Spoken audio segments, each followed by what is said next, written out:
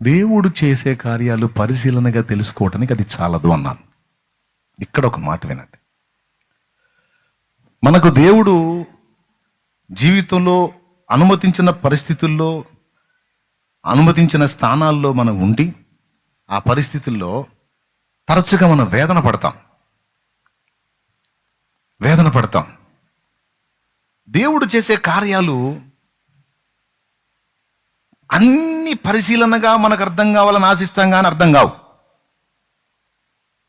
ఎందుకంటే కొన్ని ఆయన అర్థమయ్యేటట్టు ఓపెన్ చేస్తాడు, కొన్ని ఆయనే మరుగు చేస్తాడు.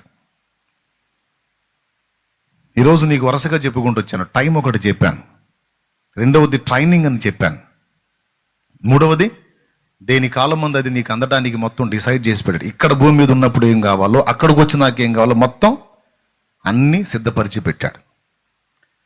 ఆఖరికి నీ జీవితం భూమి మీద పుట్టింది మొదలుకొని నువ్వు చనిపోయిన దాకా, నీ తర్వాత నీ సంతతి విషయంలో కూడా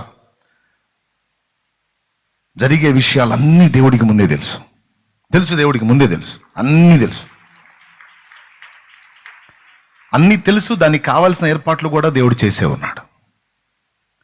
దేవుడేదో అప్పుడప్పుడు అనుకుని అరే ఇప్పుడు తేడా పడింది, ఇప్పుడు ఎట్లా చేయాలని టెన్షన్ పడేది హడావుడి చేయటం కాదు. మొత్తం ముందే ప్లాన్ చేస్తాడు. కానీ ఇలా చేశాడు, ఇలా సిద్ధపరిచాడు, ఇదంతా రంగం సిద్ధమైందని నీకు చెప్పడు. అది విషయం. మనకేమో తపన, ఆ తపంతోనే జాతకాలు చూపించుకోవటం, ఆ తపంతోనే చిలక ప్రశ్నలు అడగటం, ఆ తపంతోనే మాసవారి రాశి ఫలితాలు వెతుక్కోవటం. ఇదే దేవుడు మరుగు చేసిన వాటిని తెలుసుకోవాలనే ఆరాటం. నేను చెప్తున్నాను, బయలుపరచదగ్గవేవో దేవుడు బయలుపరుస్తాడు. దేవుడు మరుగు చేశాడు అంటే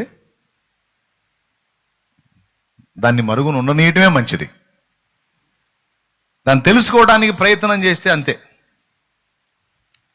మనమే కొన్ని సమస్యలు మన చేతులతో మనమే తెచ్చుకుంటాం, మనకు అర్థం అయితే. అందుకే అర్థం కానీటు.